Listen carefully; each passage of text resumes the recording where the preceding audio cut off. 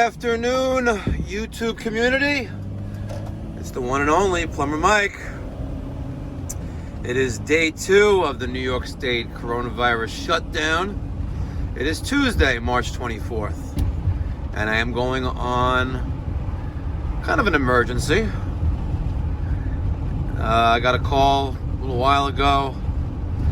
A gentleman who's home from work decided he's gonna fix his Moen Showerbody, pulls the cartridge, and can't get the new one in place. So this will probably be a simple job, but you know what? Knock on wood, it will be simple, and I'm not replacing a shower body. Hopefully not, but hopefully I'll take some video of this, and you'll see how funny this day could be. Stay tuned. And here we are. There's definitely something stuck in there. Moentrole shower body. The new cartridge doesn't want to go all the way in. So I got a new one from the truck, Moen 1225B.